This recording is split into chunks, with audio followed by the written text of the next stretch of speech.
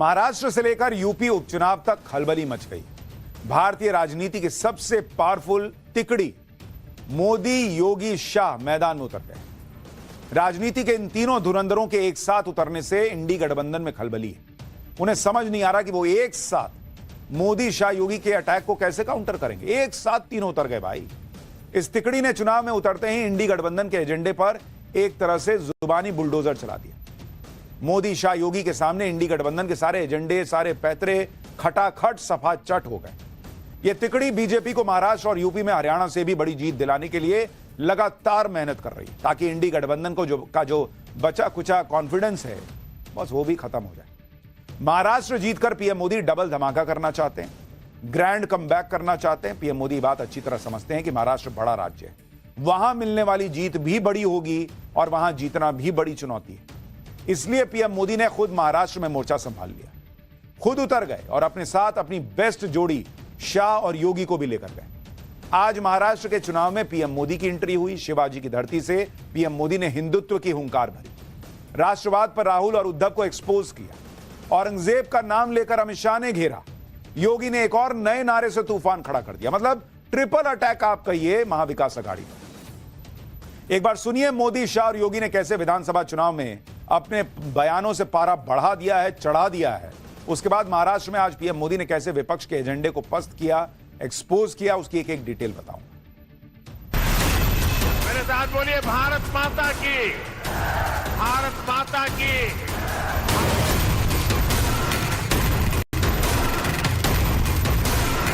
ये मोदी का फैसला है। दुनिया की कोई ताकत अब कश्मीर में आर्टिकल 370 की वापसी नहीं करा सकती। मेरी बात मानिएगा शरद पवार साहब, आपकी 4 पुश्तें भी आएगी, धारा 370 हम वापिस नहीं आए। ये फिलिस्तीन के नाम पर आंसू बहाने वाले लोग, पाकिस्तान के नाम पर आंसू बहाने वाले लोग जम्मू कश्मीर के मुद्दे पर मौन क्यों बने बैठे हैं? एक है तो सेफ है।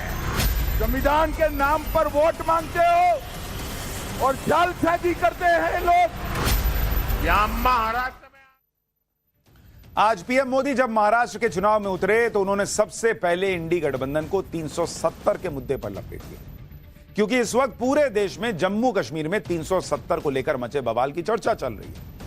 4 दिन से बॉस, 4 दिन से जम्मू कश्मीर की विधानसभा में 370 फिर से लाओ, 370 फिर से लाओ का हंगामा मचा हुआ, मारपीट की नौबत आ गई। जम्मू कश्मीर में इंडी गठबंधन यह माहौल बनाने में लगा है कि वो इसी तरह के स्टंट करके 370 पर माहौल बना देगा और मोदी सरकार पर दबाव डाल के इसको वापस ले आएगा। लेकिन आज पीएम नरेंद्र मोदी ने शिवाजी की धरती पर खड़े होकर महाराष्ट्र में क्लियर मैसेज दे दिया कि दुनिया की कोई ताकत 370 को वापस नहीं ला सकती। सुनिए पीएम मोदी ने क्या कहा, फिर आपको बताऊंगा कि 370 पर कांग्रेस कैसे फंस गई। आघाड़ी वाले लोगों से कहना चाहता हूं, पाकिस्तान के एजेंडे को देश में बढ़ावा देने की कोशिश मत करो। कश्मीर को लेकर अलगाववादियों की भाषा मत बोलो। याद रखो, तुम्हारे ये मंसूबे कामयाब नहीं होंगे। और जब तक मोदी पर जनता जनार्दन का आशीर्वाद है, कांग्रेस वाले तुम कश्मीर में कुछ नहीं कर पाओगे।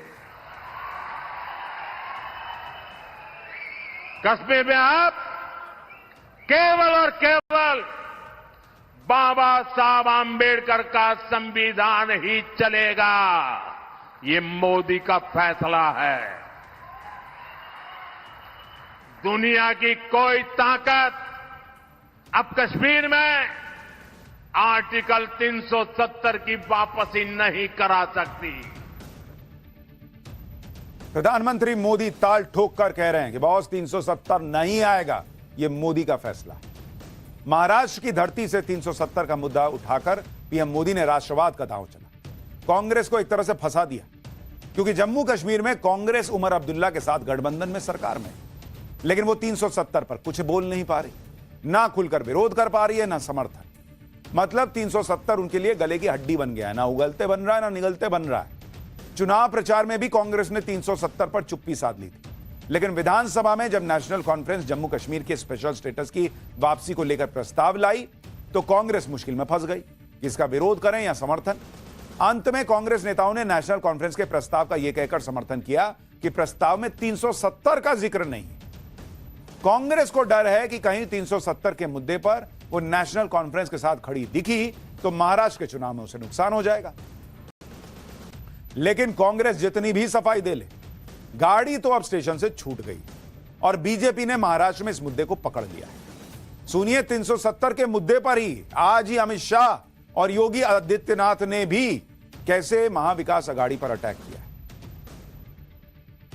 है। कांग्रेस, एनसीपी, नकली शिवसेना, शरद पवार की एनसीपी, ये कहते हैं कश्मीर में धारा 370 नहीं हटनी चाहिए। अभी अभी कश्मीर की असेंबली में मीटिंग हुई, नेशनल कॉन्फ्रेंस के साथ कांग्रेस पार्टी ने भी एक रेजोल्यूशन किया कि धारा 370 वापिस लाइए।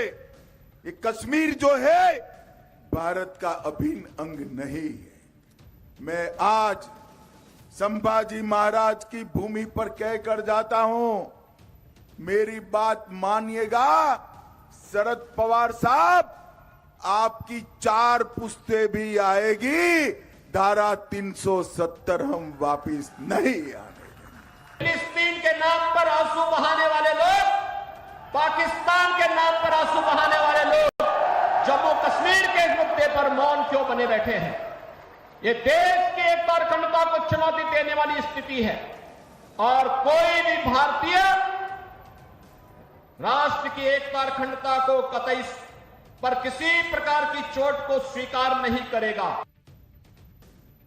महाराष्ट्र में 370 का मुद्दा उठाकर बीजेपी ने एक तीर से 2 निशाने साधे। एक तो कांग्रेस फंसी हुई है, दूसरा उद्धव ठाकरे की शिवसेना को भी मुश्किल में डाल दिया, क्योंकि उद्धव ठाकरे 370 का हटाने का समर्थन करते रहे, लेकिन कश्मीर में उन्हीं की सहयोगी कांग्रेस 370 के समर्थन में की वापसी के समर्थन में खड़ी दिखेगी, तो महाराष्ट्र में उद्धव ठाकरे पर सवाल उठेंगे। पहले से ही उद्धव ठाकरे पर हिंदुत्व के मुद्दे से दूर होने के आरोप लग चुके हैं। अब 370 जैसे मुद्दे पर भी बीजेपी को उद्धव को घेरने का मौका मिल गया है। 370 की वापसी का सपना देखने वालों को आज पीएम मोदी और अमित शाह ने टाइट किया। जो लोग ये गलतफहमी पाले हुए हैं कि कभी ना कभी तो 370 की वापसी करवा लेंगे, उन्हें यह समझना चाहिए कि यह लगभग नामुमकिन सा है। 370 की बहाली के लिए संविधान में संशोधन करना होगा बॉस, और इसका अधिकार अनुच्छेद 368 में दिया गया है।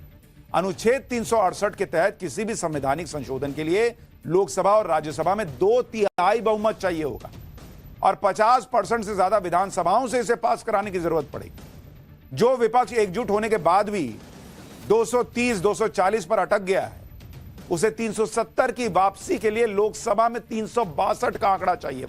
कहां से लाओगे? उसमें भी इंडी गठबंधन के अपने ही साथी उस मुद्दे पर उसका साथ नहीं देंगे, चाहे केजरीवाल हो या उद्धव ठाकरे, क्योंकि उनकी राजनीति को यह सूट नहीं करेगा। खुद कांग्रेस 370 का खुलकर विरोध नहीं कर रही है, तो फिर सवाल यह है कि विपक्ष की सरकार बन भी गई तो 370 लाओगे कैसे? दूसरी बात, 370 मतलब वापस बहाल कैसे करोगे? दूसरी बात, पीएम मोदी के रहते हुए तो विपक्ष की सत्ता में वापसी मुश्किल ही दिख रही है। 370 तो बहुत दूर की बात है। लोकसभा चुनाव में विपक्ष पूरी ताकत लगाकर भी पीएम मोदी को रोक नहीं पाया। इसलिए नंबर गेम को देखकर यही लग रहा है कि 370 की वापसी सिर्फ एक सपना है, और यह इन नेताओं को भी पता है। कश्मीर में जो लोग बोल रहे हैं वो सिर्फ पब्लिक को झुंझुना थमा रहे हैं, इससे खेलते रहो ताकि हम सरकार चलाते रहें। इंडी गठबंधन की हवा इसलिए भी टाइट हो गई क्योंकि पीएम मोदी ने आज महाराष्ट्र में उस जगह रैली की जो मुस्लिम वोट पाने के लिए इंडी गठबंधन की सबसे बड़ी प्रयोगशाला बन गई। पीएम मोदी ने पहली रैली के लिए महाराष्ट्र के धुले को चुना। आपको याद होगा, हमने धुले का आपको पूरा चैप्टर समझाया था। धुले लोकसभा का उदाहरण देकर ही बीजेपी ने वोट जिहाद का आरोप लगाया था। धुले की मालेगांव सेंट्रल सीट पर इंडी गठबंधन को एकदम एक तरफा वोट पड़े थे। जिससे बीजेपी के प्रत्याशी को हैरान करने वाली हार मिली, क्योंकि धुले लोकसभा सीट के तहत आने वाली 6 विधानसभा सीट में से 5 पर बीजेपी के उम्मीदवार करीब 1,90,000 वोट से आगे चल रहे थे। पांचों विधानसभा में बीजेपी के उम्मीदवार को एक एक लाख वोट मिले। लेकिन जब मालेगांव सेंट्रल विधानसभा सीट पर वोटों की गिनती हुई तो पता चला कि वहां कांग्रेस के उम्मीदवार को एक तरफा 1,98,869 वोट मिले और उसी विधानसभा में बीजेपी के उम्मीदवार को मात्र 4,542 वोट। इस वजह से बीजेपी का उम्मीदवार आखिर में 4,000 वोट से हार गया। 5 विधानसभा में लीड लेने के बाद आखिरी में हार गया। मालेगांव सेंट्रल सीट पर मुस्लिम आबादी 78.4%। यानी मोदी विरोध में इंडी गठबंधन ने एक तरफा मुस्लिम वोट जुटाया और जीत हासिल कर ली। बीजेपी का दावा है कि महाराष्ट्र में करीब 14 लोकसभा सीटों पर इसी तरह की एक तरफा वोटिंग की वजह से एनडीए गठबंधन को हार मिली। अब इंडी गठबंधन इसी प्रयोग को विधानसभा चुनाव में भी दोहराने की तैयारी कर रहा है, इसलिए बीजेपी पहले से अलर्ट है। पीएम मोदी ने धुले से ही हिंदू एकता की बात छेड़ी, कहा कि एक रहोगे तभी सेफ रहोगे। सुनिए पीएम मोदी ने कैसे इंडी गठबंधन की जो प्लानिंग है उसे एक्सपोज किया। अलग अलग जातियों में टूटने से आप सोचिए कमजोर हो जाएंगे कि नहीं हो जाएंगे। इसलिए मैं कहता हूं एक है तो सेफ है, एक है तो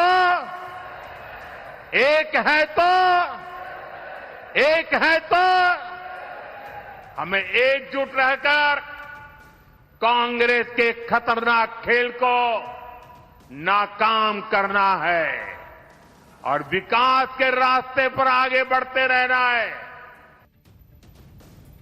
इंडी गठबंधन को बीजेपी के बटेंगे तो कटेंगे वाले नारे का कोई तोड़ अब तक नहीं मिल रहा है। यह नारा बहुत तेजी से अपना असर दिखा रहा है। हरियाणा और जम्मू कश्मीर के चुनाव में योगी आदित्यनाथ के बटेंगे तो कटेंगे के नारे का असर दिखा। यह नारा इस तरह लोकप्रिय हो गया कि महाराष्ट्र में योगी के पोस्टर के साथ इसे लॉन्च कर दिया गया। महाराष्ट्र के प्रचार में इस नारे पर चुनावी सॉन्ग बनने लगे। गैर चुनावी राज्यों में भी यह नारा बीजेपी समर्थकों की जुबान पर चढ़ा हुआ है। साधु संतों ने भी बढ़ चढ़कर इस नारे का समर्थन किया और हिंदू एकता की बात की। कनाडा में भी जब हिंदुओं पर हमला हुआ तो वहां भी इस नारे की गूंज सुनाई। यह नारा अब इतनी तेजी से फैल रहा है कि इंडी गठबंधन तनाव में। उसे लग रहा है कि इस नारे की पॉपुलैरिटी ही बीजेपी की नैया पार कर देगी। इससे पहले के चुनाव में बाबा का बुलडोजर भी काफी लोकप्रिय और प्रभावी साबित हुआ था। आज महाराष्ट्र चुनाव में अमित शाह ने भी नई लकीर खींची। अमित शाह ने छत्रपति शिवाजी महाराज के हिंदुत्व की बात करते हुए कहा कि यह चुनाव तय करेगा कि महाराष्ट्र शिवाजी महाराज के रास्ते पर चलेगा या औरंगजेब के रास्ते पर। अमित शाह को सुनिए, फिर राहुल गांधी के संविधान खतरे में है वाले एजेंडे की हवा कैसे निकली वो भी दिखाता हूं। आपका एक वोट ये तय नहीं करेगा कि महाराष्ट्र में 5 साल किस पार्टी की सरकार चलेगी, कौन मुख्यमंत्री बनेगा, परंतु आपका एक वोट ये तय करेगा कि महाराष्ट्र अगले 5 साल शिवाजी महाराज के रास्ते पर चलेगा या औरंगजेब के रास्ते पर चलेगा। ये तय करने का ये वोट। महाराष्ट्र में राहुल गांधी भी प्रचार कर रहे हैं। वो महाराष्ट्र आए थे तो नागपुर में उन्होंने संविधान सम्मेलन किया। उस सम्मेलन में राहुल गांधी ने एक लाल किताब को संविधान बताते हुए पीएम मोदी पर हमला बोला। जैसे कांग्रेस ने संविधान के मुद्दे पर लोकसभा में बीजेपी को घेरा था, वैसे ही महाराष्ट्र में भी घेरने के लिए राहुल गांधी ने फिर से संविधान का मुद्दा उठाया। लेकिन आज पीएम मोदी ने एक झटके में राहुल गांधी के संविधान वाले नैरेटिव की तोड़ निकाल दी। पीएम मोदी ने जम्मू कश्मीर में 370 को लेकर उठे विवाद को संविधान से जोड़ दिया। पीएम मोदी ने कहा कि एक तरफ तो कांग्रेस जम्मू कश्मीर में भारत के संविधान हटाने वाले प्रस्ताव का समर्थन करती है, दूसरी तरफ वो महाराष्ट्र में संविधान की किताब लहराती है, वो भी वो किताब जिसके पन्ने कोरे होते हैं, उसमें कुछ लिखा ही नहीं होता। सुनिए राहुल गांधी ने कैसे संविधान पर पीएम मोदी को घेरा था और आज पीएम ने कैसे जवाब दिया। में लिखा है कि समानता होनी चाहिए, 1 मैन 1 वोट होना चाहिए, सबका आदर होना चाहिए, हर धर्म का आदर होना चाहिए, हर जात का, हर प्रदेश का, हर भाषा का आदर होना चाहिए। तो जब आरएसएस के लोग, बीजेपी के लोग इस पर आक्रमण करते हैं तो सिर्फ इस किताब पर नहीं कर रहे हैं आक्रमण, वो हिंदुस्तान की आवाज पर आक्रमण कर रहे हैं।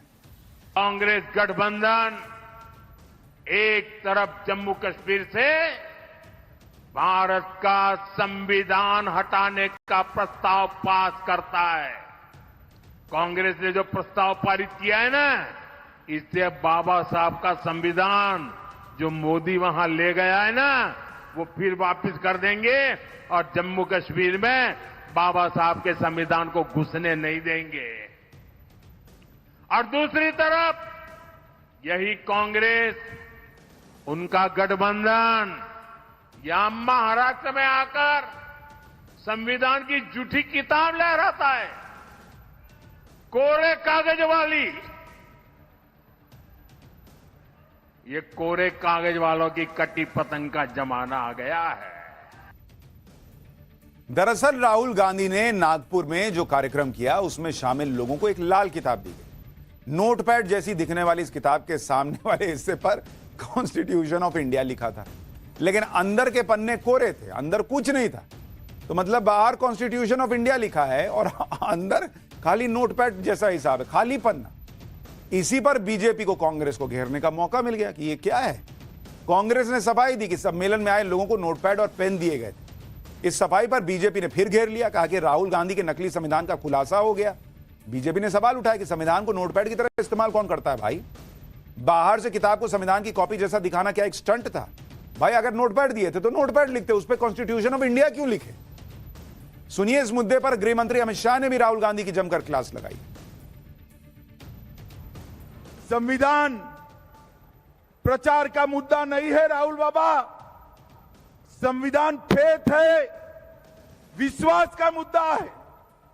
संविधान के नाम पर वोट मांगते हो और जालसाजी करते हैं लोग।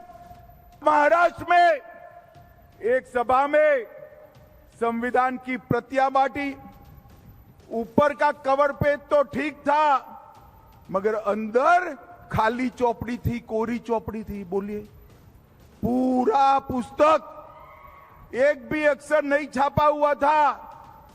राहुल गांधी, आपने भारत के संविधान का अपमान किया, आपने बाबा साहेब आंबेडकर का अपमान किया है, आपने देश की जनता को धोखा देने का काम किया। महाराष्ट्र में इंडी गठबंधन जाति की राजनीति भी कर रहा है। अपनी 5 गारंटी में महाविकास अघाड़ी ने जातिगत जनगणना का भी वादा किया। इंडी गठबंधन ने एक तरफा मुस्लिम वोट तो सेट कर लिए, लेकिन उसे हिंदू वोट जातियों में ही बटा हुआ चाहिए। आज इसी मुद्दे को पीएम मोदी ने चुनाव में उठाया। कहा कि कांग्रेस देश को बांट रही है, एक जाति को दूसरे के खिलाफ खड़ा कर रही है हिंदुओं में। भारत के खिलाफ इससे बड़ी साजिश नहीं हो सकती। सुनिए पीएम मोदी ने कैसे देश को सचेत रहने के लिए कहा है। कांग्रेस का एकमात्र एजेंडा है किसी भी तरह एससी समाज की एकता को तोड़ो, एसटी समाज की एकता को तोड़ो, ओबीसी समाज की एकता को चकनाचूर कर दें।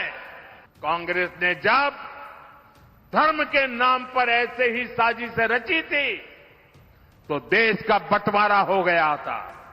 अब कांग्रेस एससी, एसटी, ओबीसी समाज की एक जाति को दूसरे के खिलाफ खड़ा कर रही है। भारत के खिलाफ इससे बड़ी साजिश कोई और नहीं हो सकती।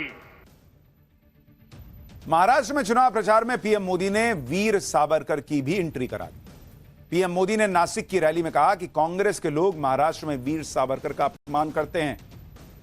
पीएम का डायरेक्ट अटैक तो कांग्रेस पर था, लेकिन इनडायरेक्ट अटैक उद्धव ठाकरे पर भी था, क्योंकि शिवसेना भी वीर सावरकर का बहुत सम्मान करती है, लेकिन उद्धव ठाकरे को उन राहुल गांधी के साथ मंच साझा करते देखा जा सकता है जो वीर सावरकर का खुले में अपमान करते हैं, जो वीर सावरकर को डरपोक बताते हैं।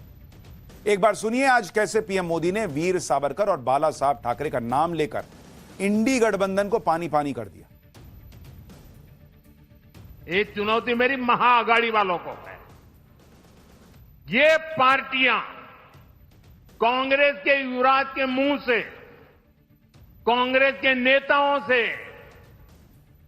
वीर सावरकर के तप, त्याग, बलिदान के कम से कम 15 मिनट रोज अपने भाषण में प्रशंसा करके जरा दिखा दे। एक युवराज कभी भी वीर सावरकर की प्रशंसा करने की हिम्मत नहीं करेगा। मैं अघाड़ी में कांग्रेस के दोस्तों को यह भी चुनौती देता हूं, वो कांग्रेस के नेताओं से युवराज के मुंह से बाला साहब ठाकरे की, उनकी विचारधारा की सार्वजनिक रूप से प्रशंसा करके दिखाएं। इंडी गठबंधन में इसलिए भी बहुत हलचल है क्योंकि अगले कुछ दिनों में मोदी योगी महाराष्ट्र में ताबड़तोड़ रैली भी करने वाले हैं। महाराष्ट्र में 20 नवंबर को वोट पड़ने, उससे पहले पीएम मोदी एक हफ्ते में करीब 9 रैलियां करें। कल भी पीएम मोदी ने महाराष्ट्र के अकोला और नांदेड़ में रैली करने का फैसला किया है। 12 नवंबर को पुणे में रोड शो करेंगे। 14 को छत्रपति संभाजीनगर, रायगढ़ और मुंबई में रैलियों को संबोधित करेंगे। पीएम मोदी की तरह सीएम योगी के भी रैलियों का मेगा प्लान तैयार है। सीएम योगी महाराष्ट्र में करीब 15 रैलियां करने वाले हैं। यानी अभी तो मोदी और योगी के हमलों की शुरुआत हुई है। अभी तक प्रचार की गाड़ी ने रफ्तार उस तरह से नहीं पकड़ी। अब सोचिए आगे तो क्या ही होगा और इंडी गठबंधन की क्या हालत होगी। आज पीएम मोदी ने इंडी गठबंधन के अंदर झगड़े पर भी तंज कसा। कहा कि महाअघाड़ी की गाड़ी में ना पहिए है ना ब्रेक है, झगड़ा ड्राइवर की सीट पर बैठने के लिए हो रहा है। सुनिए। महाराष्ट्र को जो सुशासन चाहिए वो सिर्फ महायुति की सरकार ही दे सकती है। और उधर देखिए, महाअघाड़ी की गाड़ी में वैसे भी ना पहिए हैं, ना ब्रेक है और ड्राइवर की सीट पर बैठने के लिए भी झगड़ा हो रहा है। और चारों तरफ से भांति भांति के हॉर्न सुनाई दे रहे हैं। अब प्रधानमंत्री मोदी हो या मुख्यमंत्री योगी आदित्यनाथ, महाराष्ट्र चुनाव में वोटर से जाति के आधार पर बंटने से बचने की अपील क्यों कर रहे हैं, इसकी वजह भी समझिए। दरअसल महाराष्ट्र में इंडी गठबंधन को एक तरफा मुस्लिम वोट दिलाने के लिए पर्दे के पीछे अलग खेल चल रहा है।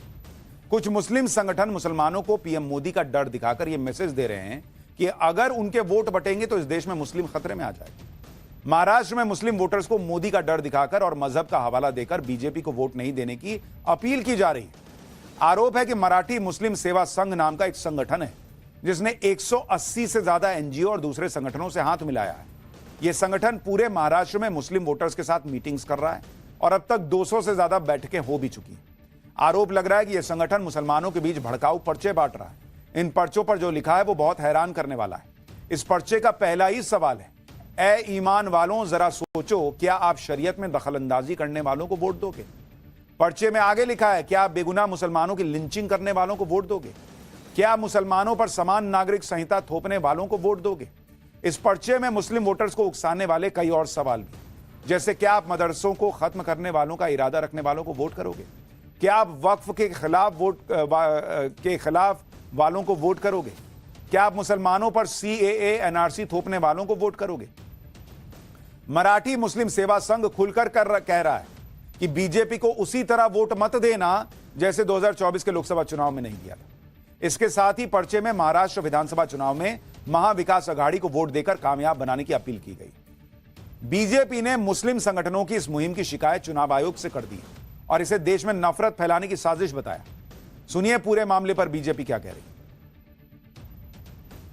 ये जो वोट जिहाद कैंपेन मुस्लिमों में जो भावना फैला रहा है उसके कारण दंगा फसाद हो सकता है। 1947 के पहले की मोहम्मद अली जिन्ना की मुस्लिम लीग की भाषा हिंदुस्तान में नहीं चलेगी। इस बीच बीजेपी नेता नितेश राणे ने भी आरोप लगाया कि मुस्लिम वोटों के लिए शिवसेना उद्धव ठाकरे गुट के नेता मस्जिदों में जाकर मौलानाओं के साथ मीटिंग कर रहे हैं, जिसका एक वीडियो भी नितेश राणे ने सोशल मीडिया पर शेयर किया। नितेश राणे का दावा है कि इस वीडियो में उद्धव शिवसेना गुट के 3 कैंडिडेट मस्जिद में जाकर मौलानाओं के साथ मीटिंग करते दिख रहे हैं। वीडियो में मुंबई की डिंडोशी सीट से शिवसेना उद्धव ठाकरे गुट के कैंडिडेट और मौजूदा विधायक सुनील प्रभु भी नजर आ रहे हैं, जिनका मुकाबला इस बार शिवसेना शिंदे गुट के कैंडिडेट संजय निरुपम से होना है। सुनिए मौलाना किस तरह शिवसेना उद्धव गुट के नेताओं को चुनाव में जीत के लिए हर संभव मदद का भरोसा भी देते सुनाई दे रहे हैं। पूरी मेहनत करेंगे। पिछले इलेक्शन में भी आपने देखा है और आपको इकरार भी करना पड़ेगा कि नहीं, उलमा ने मैदान में आकर मोर्चा संभाला और काम किया, जिसकी वजह से अच्छी सीटों से हम लोग जीते। और आज भी हम काम करेंगे, मेहनत करेंगे। और इसीलिए बीजेपी कह रही है कि भाई इंडी गठबंधन मुसलमानों का वोट तो एक तरफा लेता है, हिंदू को बांट के वोट लेना चाहता है। कम से कम हिंदू को बंटना नहीं चाहिए क्योंकि उसी का नुकसान होगा। खैर, पाठशाला में अब अगली क्लास। राहुल के हरियाणा वाले जलेबी कांड के बाद गजब समोसा कांड हुआ है। गजब ही हो गया। कांग्रेस राज में मुख्यमंत्री के लिए आया समोसा भी सुरक्षित नहीं है क्या? यह सवाल क्यों पूछना पड़ रहा है? अब इसका चर्चा।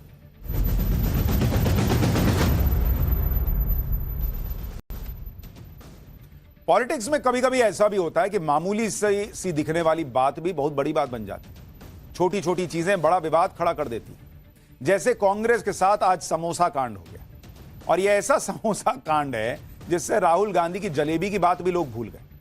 अब तक जलेबी को लेकर लोग कांग्रेस के मजे लेते थे, लेकिन जलेबी के साथ साथ अब कांग्रेस के समोसा कांड पर भी खूब चर्चा हो रही है। कांग्रेस का यह समोसा कांड हुआ है हिमाचल प्रदेश में, जहां पर कांग्रेस की सरकार है। और हिमाचल में कांग्रेस की सरकार इस बात पर हिली हुई है कि सीएम के लिए आया समोसा कौन खा गया। लोग इस बात पर हंस रहे हैं कि कांग्रेस सरकार इसकी जांच भी करवा रही है कि सीएम के नाश्ते के लिए आए समोसे बीच में किसने निपटा दिए, किसने समोसे की प्लेट सीएम तक पहुंचने ही नहीं दी। जिसने भी ऐसा किया है कि हिमाचल की कांग्रेस सरकार सीएम का समोसा खाने वाले की चटनी बनाने की तैयारी कर रही है। यानी लोग मजे भी ले रहे हैं कि जो कांग्रेस का एक जमाना था कि राजीव गांधी कहते थे कि 100 पैसा 1 रुपया भेजता हूं तो 15 पैसा पहुंचता, 85 पैसा गायब हो जाता है। कांग्रेस के राज में आज भी वही चल रहा है कि सीएम के लिए आया समोसा भी गायब हो जाता है।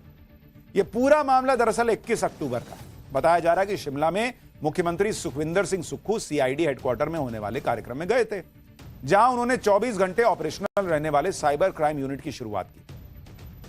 पुलिस विभाग के इस कार्यक्रम में चीफ गेस्ट खुद मुख्यमंत्री थे, इसलिए प्रोटोकॉल का पूरा ख्याल रखा गया। सीएम के लिए रिफ्रेशमेंट शिमला के 5 स्टार होटल रेडिसन से मंगवाया गया। स्नैक्स में समोसे और केक शामिल थे। कुल 21 समोसे और केक के 2 लोफ ऑर्डर किए गए, जो कि डिलीवर भी हुए, लेकिन सीएम सुक्खू की प्लेट तक नहीं पहुंचे। बस फिर क्या था, ऊपर से नीचे तक महकमा हिल गया। सब पता लगाने लगे कि भाई सीएम के लिए आया समोसा गया कहां। भाई 5 स्टार होटल से खास तौर पर मुख्यमंत्री के लिए समोसा आया था, कहां चला गया? कौन था जिसने सीएम के समोसे में सेंध लगा दी? यहां तक तो मामला पुलिस विभाग और सरकार के कंट्रोल में फिर भी था, लेकिन इस मामले में सुक्खू सरकार की फजीहत तब शुरू हुई जब एक रिपोर्ट सामने आई। रिपोर्ट थी हिमाचल प्रदेश के सीआईडी की।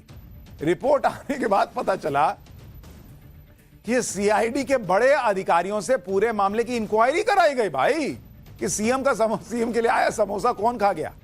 जांच के दौरान सीआईडी की टीम ने कई लोगों से पूछताछ की, ये तू खाया है, तुम खाए हो जी समोसा सीएम का। यहां तक कि पुलिस के अधिकारियों से भी कई सवाल जवाब हुए। यह पता लगाया गया कि समोसा सीएम तक पहुंचा क्यों नहीं। जांच में समोसा गायब होने वाली गलती को सरकार विरोधी काम बताया गया।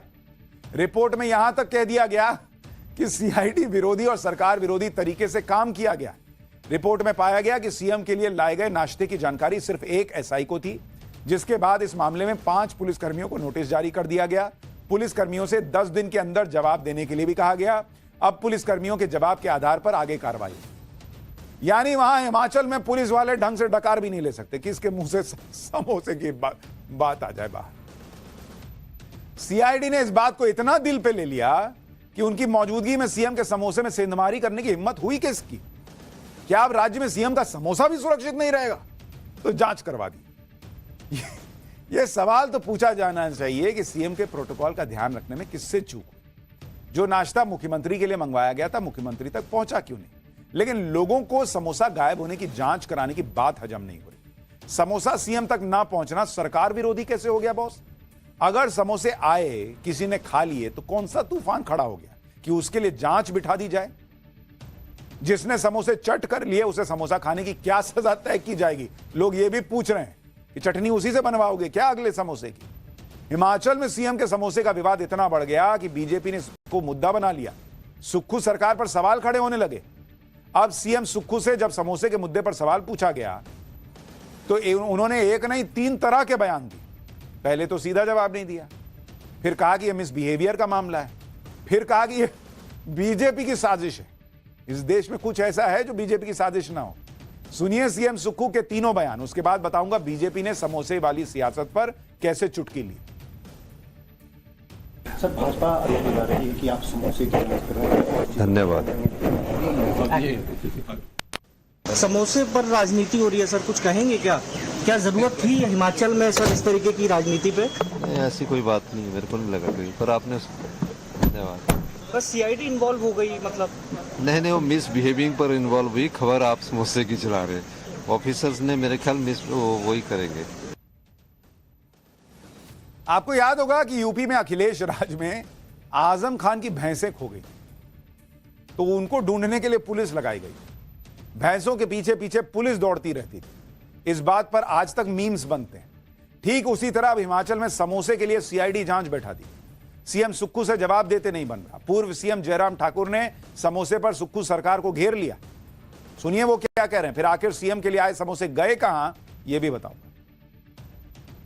इस बात को लेकर के भी हम हैरान हैं कि सरकार विरोधी गतिविधि है। समोसा तो विपक्ष ने नहीं खाया, विपक्ष के लोगों को नहीं बांटा गया। किसी को समोसा अगर मिला होगा तो वो सरकार का हिस्सा ही रहे होंगे संभवतः। ऊपर एक सीनियर अधिकारी से लेकर के नीचे तक जो है वो जांच के आदेश दे करके, चिट्ठी लिख करके कि सारी की जांच जो है इसकी रिपोर्ट दी जाए। जबकि हिमाचल प्रदेश में एक जगह नहीं, अलग अलग महकमे में बहुत बड़े बड़े भ्रष्टाचार हो रहे हैं, भ्रष्टाचार के आरोप लग रहे हैं, चाहे अधिकारी हैं चाहे नेता है। उस पर जांच नहीं हो रही है, लेकिन जांच हो रही है समोसा पर। पहले जलेबी कांड, अब समोसा कांड। अच्छा, बहुत लोग तो ये भी लिख रहे हैं सोशल मीडिया पे कि कांग्रेस वैसे तो दलित की बात करती है, पिछड़ों की बात करती है, और समोसा भी आया तो 5 स्टार होटल से। सीएम सुक्खू कह रहे हैं कि मामला मिसबिहेव का है, लेकिन जो रिपोर्ट सामने आई है उसमें तो पूरी जांच समोसे के इर्द गिर्द ही घूमती रही। मिसबिहेव तो यह है कि समोसे के लिए अपने ही डिपार्टमेंट के अधिकारियों और कर्मचारियों से सवाल पूछे गए। चंद रुपए के समोसों के लिए पुलिस वालों की नीयत पर सवाल उठा दिए गए। अब यह भी जान लीजिए कि जिन समोसों पर इतना बवाल मचा है वो समोसे आखिर गए कहां। जानकारी के मुताबिक सीएम सुक्खू के लिए आईजी रैंक के अधिकारी ने स्नैक्स ऑर्डर किए थे। इसकी जिम्मेदारी पुलिस डिपार्टमेंट के ही एक सब इंस्पेक्टर को दी गई थी, जिसके बाद एसआई ने एक एएसआई को समोसे लाने के लिए भेजा। समोसे लाने के लिए एएसआई के साथ हेड कांस्टेबल भी गए और 5 स्टार होटल से 3 बॉक्सेस में समोसे और केक लेकर आए। सीआईडी मुख्यालय लौटकर ये तीनों सीलबंद बॉक्स एसआई को यानी सब इंस्पेक्टर को सौंप दिए गए, जिसे एसआई ने महिला इंस्पेक्टर को दिया। महिला इंस्पेक्टर ने समोसे के बॉक्स मैकेनिकल ट्रांसपोर्ट डिपार्टमेंट को दिए, क्योंकि नाश्ते का इंतजाम देखना इसी डिपार्टमेंट का काम था। लेकिन महिला इंस्पेक्टर ने अधिकारियों को इसकी जानकारी नहीं दी कि मैंने दे दिया है। बताया जा रहा है कि यहीं से गफलत शुरू हुई। पुलिस ने पर्यटन निगम कर्मचारियों से जानकारी मांगी। पूछा गया कि क्या 3 बक्सों में नाश्ता सीएम को परोसा जाना है, तो पर्यटन निगम कर्मचारियों ने बताया कि ये नाश्ता मेन्यू में शामिल ही नहीं था। सीएम के कार्यक्रम में आने के बाद समोसा और केक डिपार्टमेंट में ही बांट दिए गए। इस कार्यक्रम में कई लोगों के हाथ ये समोसे लगे, लेकिन सीएम के नाश्ते पर किसी का ध्यान ही नहीं गया। आमतौर पर होटल्स में समोसा 10 रुपए का मिलता है, अच्छी दुकान पर जाएंगे तो समोसा 20 रुपए का मिल जाएगा। लेकिन सीएम सुक्खू के लिए तो 5 स्टार होटल से समोसा आया था, तो इसके रेट भी स्पेशल ही होंगे। हिमाचल में सियासत के सेंटर पॉइंट बन गए इन समोसों की पूरी जानकारी जानने के लिए हमारी टीम वहां पहुंच गई, जहां इन स्पेशल समोसों को तैयार किया गया था। आप भी देखिए, रेडिसन होटल के ये समोसे जो चर्चा का विषय बने हुए हैं, वो इतने खास क्यों? मैं दिखा देती हूँ आपको। ये देखिए, आप पहले तो ये जो है ये इंग्रेडिएंट्स है, इसमें ड्राई फ्रूट्स है, खोया है और काफ़ी और चीज़ें भी हैं। इंग्रेडिएंट्स इसमें डाले जाते हैं। और ये देखिए, अब समोसे को जो है फ्राई किया जा रहा है। यहाँ पे आप देख सकते हैं किस तरह जो है समोसे बन रहे हैं। और इसी समोसे की वजह से जो है चर्चा, जो हिमाचल में समोसों की चर्चा हो रही है हर जगह। मतलब ये कहा जा रहा है कि ऐसे कैसे खास समोसे हैं जिस पर जो है इंक्वायरी बिठा दी जाती है, सीआईडी की इंक्वायरी होती है। और इंक्वायरी के बाद जो है सीआईडी उसे एंटी गवर्नमेंट एक्ट कहती है। मतलब कहा जाता है कि ये सरकार के विरुद्ध कार्य है, क्योंकि ब्रेकफास्ट जो है सीएम वीवीआईपी ब्रेकफास्ट यहाँ से जा रहा था और वो सीएम को ना सर्व करके उनके सिक्योरिटी स्टाफ को दिया जाता। खास है आपके समोसे में? मैम, हमारे समोसे में जो बाकी समोसों से डिफरेंट है, जो इसकी स्टफिंग है, इसमें खोया है, पनीर है और नट्स हैं, जो इसको बाकी समोसों से थोड़ा अलग करते हैं। अब इतना स्पेशल समोसा है तो वहां भी लोगों का मन ललचा गया होगा। इन समोसों का रेट सुनेंगे तो आप चौंक जाएंगे। 420 रुपए के 3 समोसे आए थे, 420 रुपए के 3, और उनके साथ भी 420 ही हो गए। सीएम के रिफ्रेशमेंट मेन्यू में और क्या क्या था वो भी जान लीजिए। ये ऑर्डर 21 तारीख को गया था सुबह 10 बजे के लगभग। क्या था ऑर्डर में? उस ऑर्डर में समोसे थे एंड ड्राई केक्स थे एंड 21 समोसे के करीब थे, क्योंकि हम लोग एक प्लेट में 3 समोसे देते हैं, जिसका कि लगभग 350 रुपया प्लस टैक्सेस है। एंड जो ड्राई केक है वो 450 रुपये का लोफ आता है, जिसमें कि 12 पीस कटते हैं, तो 2 लोफ वो थे। अब बताइए, जिस राज्य में ऐसी हालत हो कि लोगों की सैलरी पेंशन कभी रोकनी पड़ रही हो, वहां मुख्यमंत्री 140 रुपए का समोसा खा रहे हैं। मतलब खाए नहीं बेचारे, मुंह तक तो पहुंचा ही नहीं, लेकिन उनके लिए 140 रुपया का एक समोसा ऑर्डर हो रहा है। 3 समोसे थे प्लेट में, 350 रुपया समोसा प्लस टैक्स। बताइए, बताया जा रहा है कि समोसों और केक का बिल 5,000 रुपए के पास आसपास आया था, जिसके लिए सीआईडी से जांच तक करा ली गई। लेकिन रिपोर्ट सामने आ गई तो अब सरकार से कोई जवाब देते नहीं बन रहा। ऐसे में अब सरकार के नुमाइंदे और अधिकारियों की भी समझ में नहीं आ रहा कि कहें क्या। सीएम के मीडिया एडवाइजर कह रहे हैं कि इस तरह की कोई इंक्वायरी हुई ही नहीं, तो सीआईडी के डीजी कह रहे हैं कि समझ नहीं आ रहा कि रिपोर्ट लीक कैसे हुई। सुनिए सुक्खू सरकार की फजीहत उनके अपने लोग कैसे करा रहे हैं। उसके बाद बताऊंगा सुक्खू के लिए दिल्ली से कैसे फील्डिंग शुरू हुई है। और आप सभी लोग जानते हैं कि ये माननीय मुख्यमंत्री जी बाहर का खाने पीने का बहुत प्रेज है, उनका हेल्थ इश्यूज है। तो ये एक बहुत छोटा मामला, इंटरनल मामला उनका जो है डिपार्टमेंट का हो सकता है। जिस चिट्ठी का जिक्र आप लोग कर रहे हैं, इसका सरकार से कोई ताल्लुक नहीं है और कोई इस प्रकार की इंक्वायरी नहीं हुई है। देखिए, ये लिखित में रिपोर्ट आ गई, जबकि हमने पता करने के लिए कहा था, और पता करना भी चाहिए चीज़ों का, क्योंकि एडमिनिस्ट्रेशन का मैं हेड हूँ। मगर अब ये कैसे लीक हुई, क्या हुआ, ये डल मैटर सीआईडी का, हम उसको देखेंगे। कोई कह रहा है जांच ही नहीं हुई, कोई कह रहा है कि वर्बली बोले थे जांच करने, लीक के रिपोर्ट कैसे बन गई, रिपोर्ट लीक कैसे हो गई। जवाब ही तय नहीं हो पा रहा कि क्या बोलना है। सीएम सुक्खू के अधिकारी से लेकर नेता तक डैमेज कंट्रोल में लगे, लेकिन समझ नहीं आ रहा कि कहें तो कहें क्या। समोसे वाली सियासत पर लगाम कैसे लगाएं। अब कांग्रेस नेता संदीप दीक्षित ने कह दिया कि मामले को बेवजह तूल दिया जा रहा है। बीजेपी ने कैसे राहुल गांधी को इसमें घसीट लिया, यह भी सुन लीजिए। देखिए, सामान्यतः मैंने देखा है कि चाहे प्रधानमंत्री की बात हो या मुख्यमंत्री की बात हो, उनको जो खाना परोसा जाता है या जहां वो रहते हैं उसके लिए पुख्ता इंतजाम किए जाते हैं।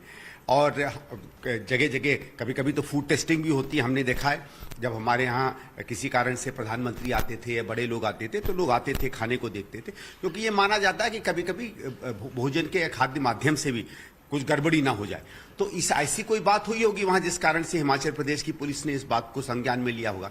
इससे ज्यादा इसको कोई महत्व नहीं देना चाहिए। राज्य सरकार के लिए विकास और वादे पूरे करने की चिंता नहीं है, उन्हें एकमात्र चिंता है मुख्यमंत्री का समोसा और समोसे पर जांच। ऐसे लग रहा है कि कांग्रेस पार्टी की प्राथमिकता वादे पूरे करने के बजाय, वादे पूरे करने की सोच की बजाय समोसे की इंक्वायरी पे लगी है। ये राहुल गांधी की खटाखट की निष्काम आर्थिक योजनाओं का परिणाम है। हिमाचल से सामने आया यह अनोखा मामला इस वक्त पूरे देश में डिस्कशन का विषय बन गया है। सुक्खू सरकार के समोसे विवाद पर वाराणसी के लोगों ने जबरदस्त रिएक्शन दिया। लोगों का कहना है कि जलेबी के चक्कर में पहले हरियाणा हाथ से निकल गया था, कहीं ऐसा ना हो कि समोसे के विवाद के चक्कर में महाराष्ट्र हार जाए। सुनिए वाराणसी के लोग क्या मजे ले रहे हैं। तो सवाल इस बात का है कि सीएम साहब को समोसे की ज्यादा चिंता है और शायद अपने स्टाफ की कम चिंता है। क्या लगता है कि एक समोसे के लिए हिमाचल प्रदेश में जो स्टाफ थे, जो पुलिस वाले थे, उनके ऊपर सीआईडी जांच बैठा दी गई। आपको ये जानकर ताजुब होता है, अचरज हो रहा है? अचरज तो मुझे माननीय सीएम साहब की सोच पे हो रहा है। उनको सोचना चाहिए कि समोसा अगर खा भी लिया तो उन्हीं की सरकार है, उन्हीं का अधीनस्थ कर्मचारी खाया तो इसमें कौन सा बहुत बड़ा अपराध हो गया। समोसा है भाई, स्वाभाविक सी बात है, खाने की चीजें खा लिया, तो इसमें कोई सीआईडी जैसी जांच तो करवाने की आवश्यकता प्रतीत नहीं हो रहा है। अब उनको ये लग रहा है कि हमने खाया नहीं और हमसे पहले हमारे स्टाफ ने ही खा लिया। ये तो भाई उनकी सोच व्यापक होनी चाहिए कि राजा पहले खाए कि प्रजा पहले खाए। खैर, पब्लिक भी अपने अपने हिसाब से बात कर रही है, लेकिन छोटी सी बात थी, वो जांच और पता नहीं क्या क्या होके इतनी बड़ी बात बन गई। पाठशाला में अगली क्लास। यूपी उपचुनाव में योगी ने कैसे अकेले मोर्चा संभाला हुआ है। बेटियों पर ऐसी बात कह दी कि अखिलेश यादव तनाव में होंगे। यूपी में कांग्रेस के साथ सपा ने कैसे फिर खेल किया। अखिलेश का प्रमोशन और राहुल गांधी का डिमोशन कर दिया क्या। अब जरा इसका चल।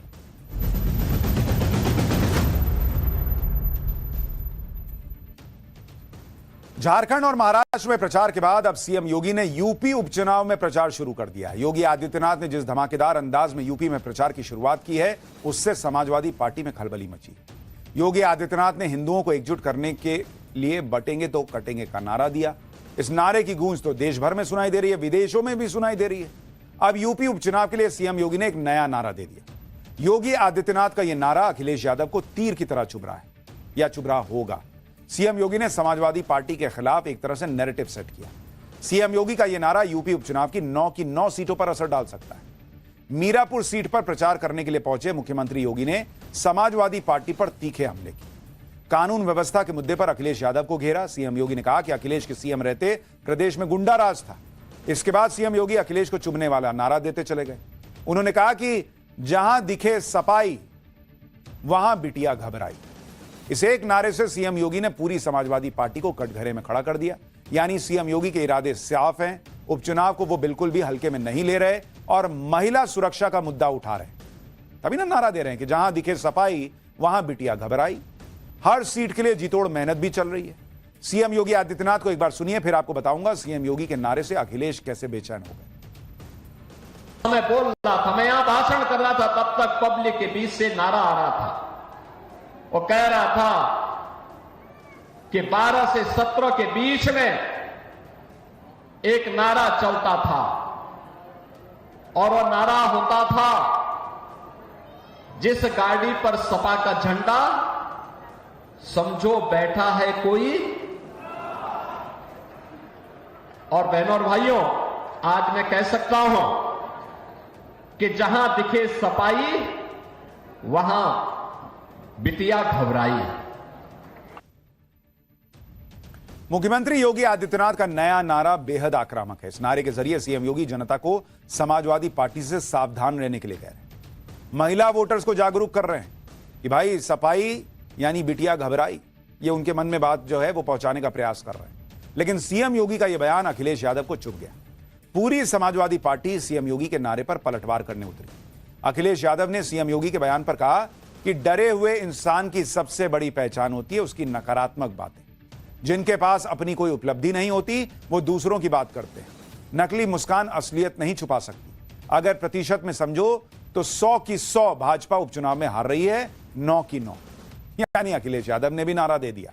अखिलेश के साथ उनकी पत्नी डिंपल यादव ने भी सीएम योगी पर पलटवार किया। सुनिए एक बार। बात ये नहीं है कि बेटियां घबरा जाती हैं। आज उत्तर प्रदेश में महिलाएं, हमारी बेटियां, हमारी बहनें सुरक्षित नहीं है। अगर आप एनसीआरबी के आंकड़े निकालेंगे तो आप देखेंगे लगातार महिलाओं के साथ अन्याय और उत्पीड़न के मामले बढ़ रहे हैं, दुगनी गति से बढ़ रहे हैं। और कहीं ना कहीं जो घबराने वाली बात कर रहे हैं, ये एक्चुअली समाजवादी पार्टी से भारतीय जनता पार्टी कहीं ना कहीं घबराई हुई है। इस वजह से ये अनशन भाषण दे रही है और जो मूल मुद्दे हैं उस पर कोई ध्यान न देते हुए इस तरह के बड़े बड़े प्लेटफॉर्म से इस तरह की छोटी छोटी बातें कर रहे हैं। सीएम योगी ने जहां दिखा सफाई वहीं बिटिया घबराई का नारा देने के साथ समाजवादी पार्टी के चरित्र पर भी सवाल उठाए। मुख्यमंत्री योगी आदित्यनाथ ने समाजवादी पार्टी के नेताओं के नाम गिनाते हुए उन पर लगे आरोपों का जिक्र किया। सुनिए। अगर समाजवादी पार्टी का सही चेहरा देखना हो तो ये चेहरा इनका वही है जो भदरसा में समाजवादी पार्टी के नेता मुइन खान ने किया है। कन्नौज में इनका एक नवाब सिंह यादव है, उसने भी एक बेटी के साथ इसी प्रकार का व्यवहार किया है। अभी आप देख रहे होंगे भदोई में भी इनका एक विधायक, भदोई का कारनामा भी इनका देखिए। एक बालिका के साथ अलीगढ़ में मऊ के अंदर भी इनका एक नेता इस प्रकार के दरिंदगी की में शामिल पाया गया। दरअसल यूपी में उपचुनाव 20 नवंबर को होने वाले हैं और सीएम योगी एकदम फायर मोड में कैंपेन कर रहे हैं। आने वाले समय में समाजवादी पार्टी को सीएम योगी के और तीखे हमलों के लिए तैयार रहना होगा, क्योंकि सीएम योगी उपचुनाव वाली सभी 9 सीटों पर अग्रेसिव प्रचार कर रहे हैं। सीएम योगी ने आज मीरापुर, कुंदरकी और गाजियाबाद में प्रचार किया। 9 नवंबर यानी कल सीएम योगी करहल, सीसामऊ और खैर सीट पर प्रचार करेंगे। 10 नवंबर को मझवा, कटेरी और फूलपुर में सीएम योगी का प्रचार का कार्यक्रम। सीएम योगी सिर्फ अखिलेश यादव और समाजवादी पार्टी पर ही निशाना नहीं साध रहे, सीएम योगी के निशाने पर कांग्रेस भी है। आज प्रचार के दौरान सीएम योगी ने अखिलेश और राहुल गांधी की जोड़ी पर भी तंज कसा। सीएम योगी ने कहा कि कांग्रेस और समाजवादी पार्टी में तलाक हो गया है। सुनिए।